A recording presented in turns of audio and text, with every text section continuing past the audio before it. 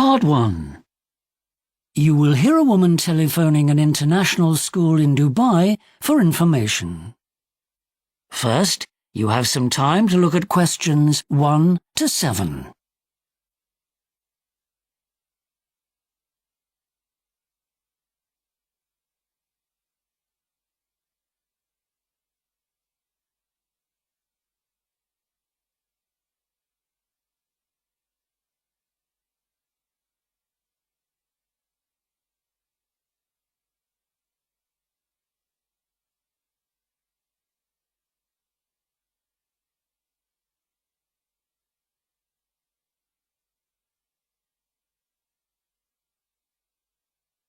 Now listen carefully and answer questions 1 to 7. The International School, how can I help you? Good morning. I was wondering if you could give me some information. I've just moved to Dubai and I have a boy of 8. I'm looking for a school for him. Could you give me some details about your school? Yes, of course. The lower school takes children aged 4 to 7 and the middle school is for those aged 7 to 13. Children then go on to one of the senior schools in the area until they're 18. My neighbour told me you're near a golf course. Is that right? Yes, that's right. There's one just across from us. Right. Could you give me the address? Of course. We're in Meadows Drive. That's Meadows Drive. You can't miss us. OK, got that. Can I ask you a few more questions? Go right ahead. Does the school have a uniform at all? My son didn't have to wear one at his last school. Yes, and it's actually quite smart. We've just changed the colour from a dark green shirt to a blue one. That's with black trousers or shorts. What's the school timetable like? Well, lessons begin at 7:20 Sunday to Thursday, although we do open at 7 o'clock.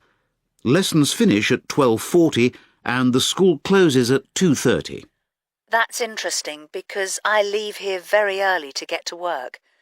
Do you provide breakfast or does my son need to have this at home? No, we have an early start programme and we provide that for all the children who arrive early. Excellent. And after school? We have a range of activities on what we call our late stay programme. There's some playtime and help with homework, but we offer sport activities as well. For example, last term we had basketball after school and now it's swimming. Good. And what sort of music lessons are there? We have an orchestra and a rock band for the older children and a junior band for the younger ones. My son plays the piano. Could he have lessons at the school? Yes, we have lessons on Tuesdays after school. We also have flute on Thursdays and clarinet on Mondays. That's great. What about languages? My son would like to do Spanish because his grandparents are from Mexico. No problem. He's 8, isn't he? Well, he can do that now as classes start from when the children are 7. When he's 10, we offer French or German as well. Before you hear the rest of the conversation, you have some time to look at questions 8 to 10.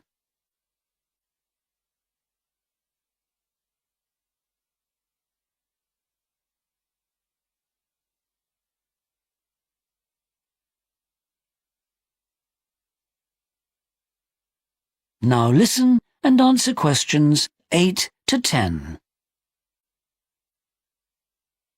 Now, what about enrolment? Could I come along sometime and see the head teacher? Yes, indeed. Her name's Elizabeth Rose.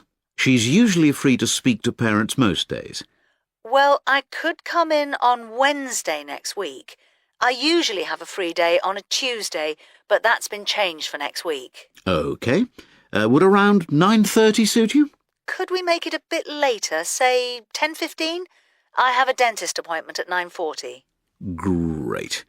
Now, the head will give you a guided tour, of course, but is there anything special you're interested in? For example, some parents are interested in speaking to the sports teacher. Oh, I think it would be great to have a word with the science teacher.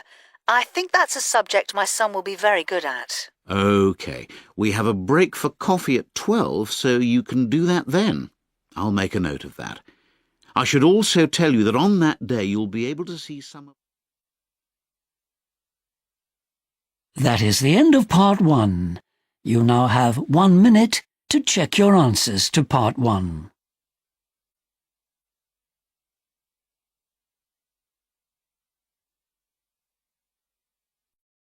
Section 2. You will hear 2 students called Mark and Gina asking their tutor for advice on the extracurricular project. First, you have some time to look at questions 11 to 14.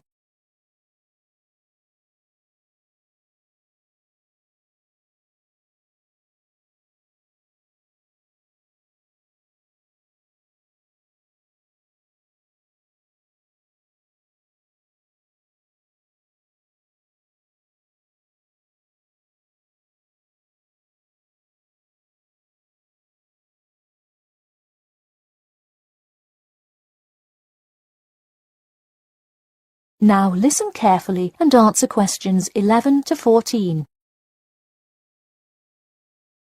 Hi Mark. Hi Gina. What can I help you with?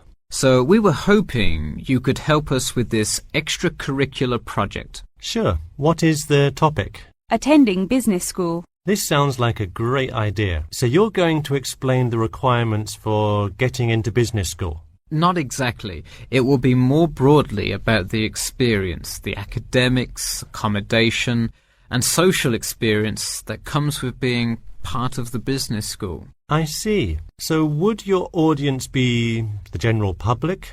Well, we would probably want more to focus on members of the institution. We would especially like to reach individual applicants to the business school. I see. Now, what form will this information be? You could give a talk to all the summer courses. All you'd need is permission from the course director. Or you could pass out information outside the student union. Those are both good ideas. What about sending out pamphlets in the mail? Most college students never check their mail. Maybe you could make a video and show it on campus. That's a great idea. We'll do the video. Great. And as members of the business school, do you have an incentive to attract new students? If so, this idea is a great way to do that. No, the idea actually came about because of how much students like us worry about their studies. Yeah, when I got into business school, there were a lot of things I had not prepared for, so the video would cover a lot of things Mark and I wish we had known upon entering business school. Right. Before you hear the rest of the talk, you have some time to look at questions 15 to 20.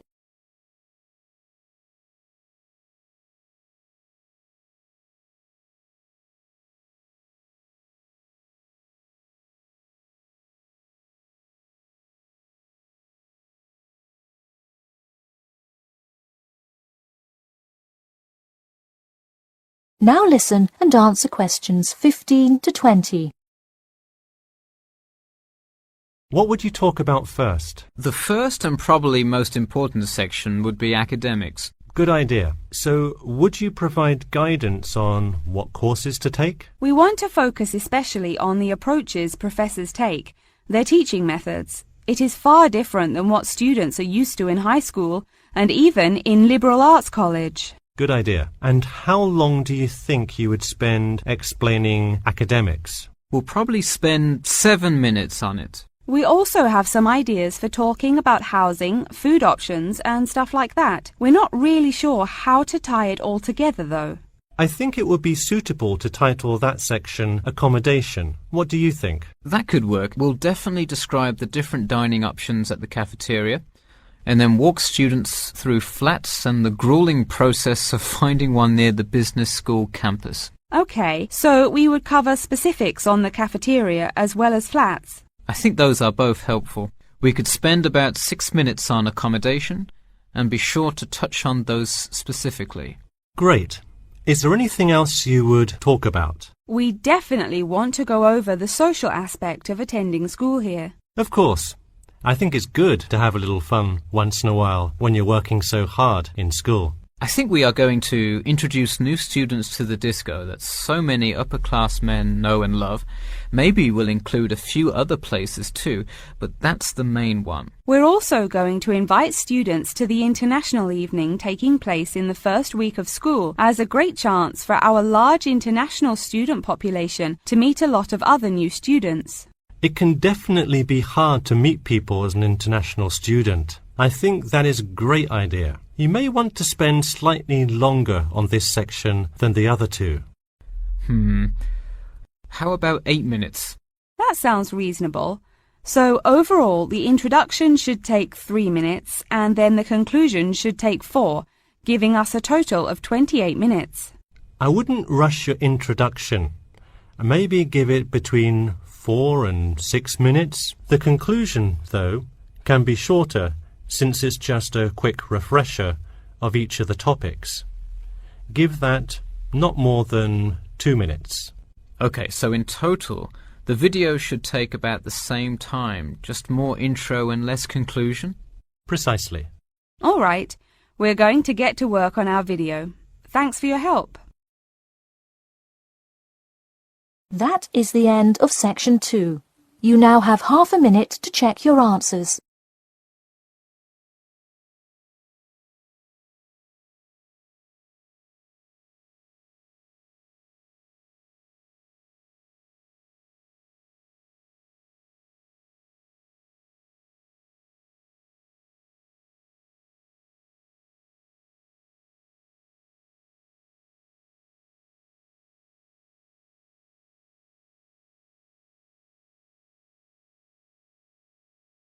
Now turn to section 3. Part 3. You will hear 2 business administration students called Pam and Jason discussing their project with their professor. First, you have some time to look at questions 21 to 25.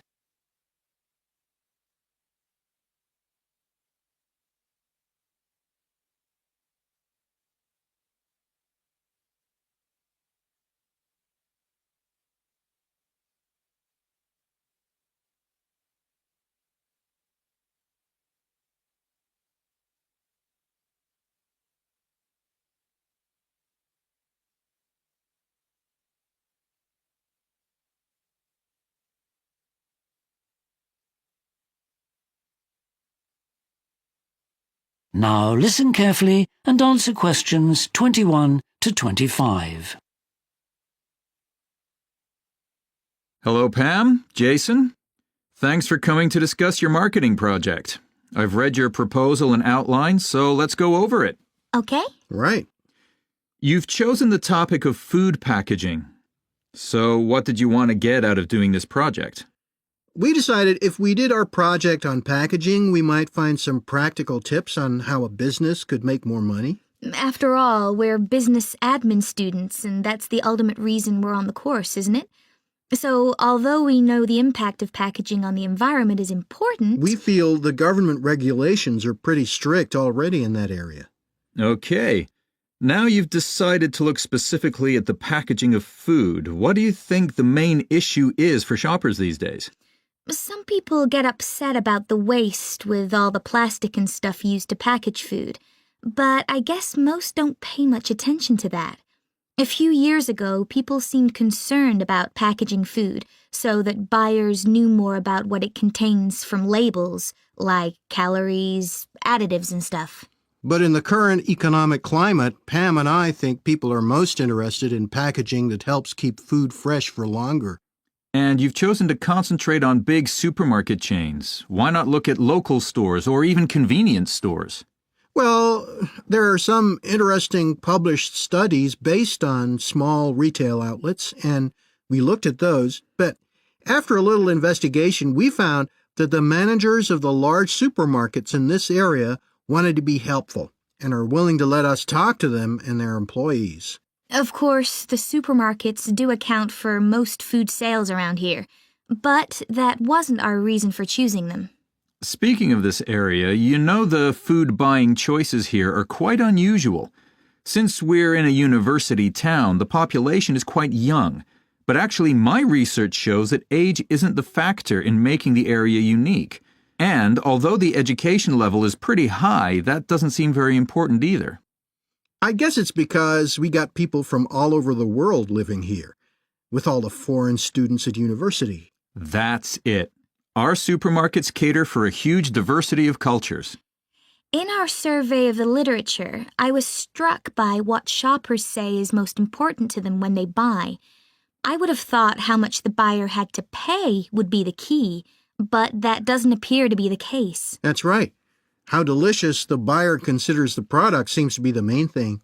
Whether or not the food is good for you is pretty low down on the customer's priorities. That's interesting.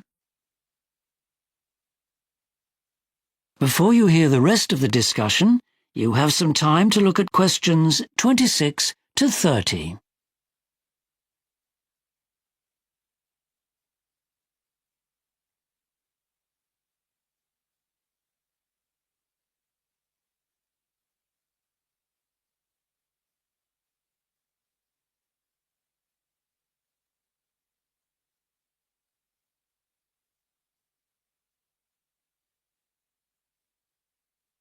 Now listen and answer questions 26 to 30.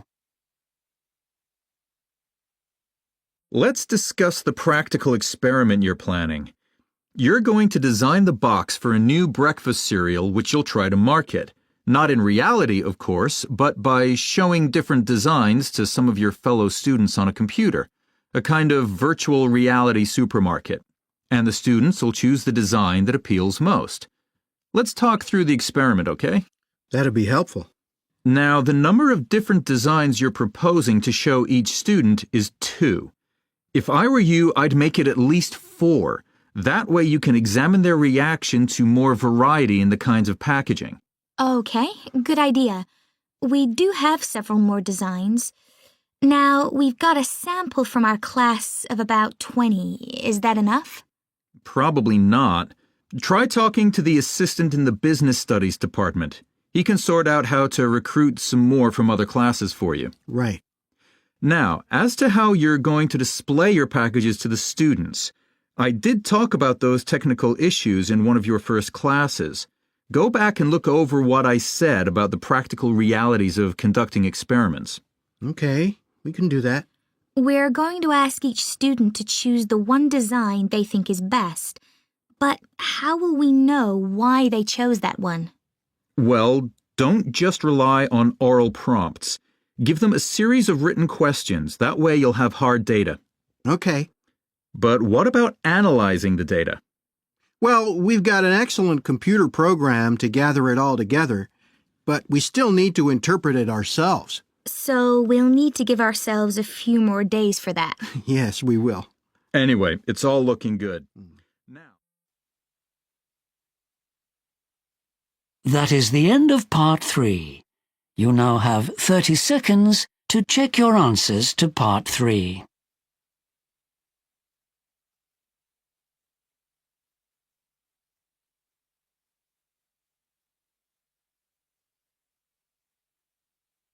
Section 4.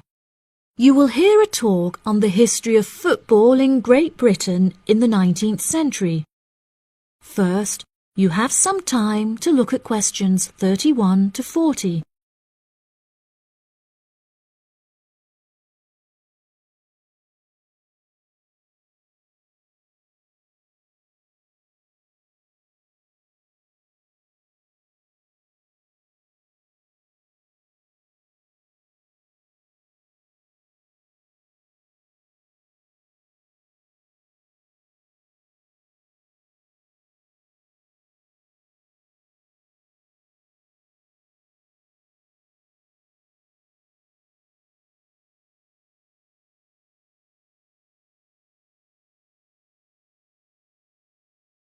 Now listen carefully and answer questions 31 to 40. Great Britain is often hailed as the home of football, with talented players travelling from far and wide to play for teams in the English Premier League, one of the most popular football leagues on the planet. Today we are going to take a look back to the 19th century Great Britain in an attempt to trace the evolution of the beautiful game, as it is now known. Prior to the 19th century, the game featured a wide variety of local and regional adaptations, which were later smartened up and made more uniform to create our modern-day sports of association football, rugby football, and Ireland's Gaelic football. Even up to the mid-19th century, Shrovetide football, or mob football, was still widely practiced. According to the rules of mob football, there were no rules. A player could legally use any means whatsoever to obtain the ball, such as kicking, punching, biting, and gouging, with the only exceptions being murder and manslaughter. These games may be regarded as the ancestors of modern codes of football, and by comparison with later models of football, they were chaotic and had few cooperation. Towards the latter end of the 19th century, and moving into the early part of the 20th century, however, there appeared a newfound emphasis on moral values in football. Perhaps a more modern example of this can be seen in John Terry's suspension as England captain, following reports of his infidelity to his wife. Furthermore, as mob football died away, there grew a greater concern for players' health and general well-being, with many clubs affording their top players access to frequent medical checkups and treatment.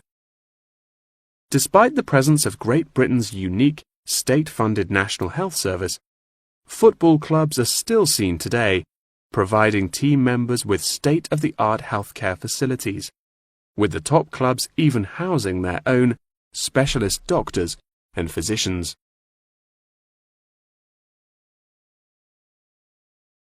Today, football is a key feature of school children's day-to-day education, particularly for boys.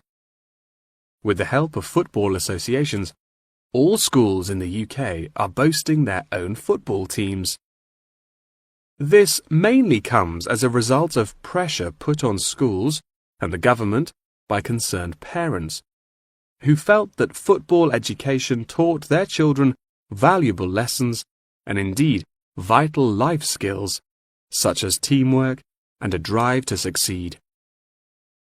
Nowadays, many of the UK's top football clubs provide training facilities and outreach programs in an attempt to educate the nation's aspiring youths. As I previously mentioned, it was only during the 19th century that football in its uniform concept truly began to emerge, with footballers previously playing according to their own versions of the rules. However, it was not until the early 20th century that different players actually began to play according to these standardized rules. Prior to the 19th century, football was played by all the major English public schools, including the likes of Eton College, Winchester College, and Harrow. In 1848, there was a meeting at Cambridge University in an attempt to lay down the laws of football. Present at the meeting were representatives of each of these major public schools, whom each brought a copy of the rules enforced by their own individual school's rules of football. The result of the meeting was what is now known as the Cambridge Rules, thereby uniting the rules from across the country into one simple document. However, the Cambridge Rules were not liked by all, and a new set of rules, Thring's Rules, compounded in the book The Simplest Game, became commonplace among dissenters. Across the country, improvements in infrastructure and public transport had a knock-on effect of dramatically increasing attendance to football games. Football quickly became a social event where spectators would meet friends, drink tea, and chat about the good old days. As football became more and more popular, it was decided that more money should be invested in maintaining the quality of pitches, amongst other things, and there was even talk of installing seating for spectators. However, the question of who was to foot the bill quickly became a divisive issue, with many believing that the government should fund football's development as a national sport. But in the end, the onus fell upon Britain's local and regional football clubs for the funding and development of the Football Association. They became responsible for the upkeep of football grounds, began to pay their best players a small salary, and organised competitions against other local and regional teams. And there began England's Football Association, or the FA, as we know it in its current form, the governing body of football in England. As the FA continued to grow and accumulate greater wealth, it was able to attract more and more talented young men from across the country, before finally accepting professional talent in the early 20th century. Today, football is played at a professional level all over the world. Millions of people regularly go to football stadiums to follow their favourite teams, while billions more watch the game on television or on the internet. That is the end of section 4. You now have half a minute to check your answers.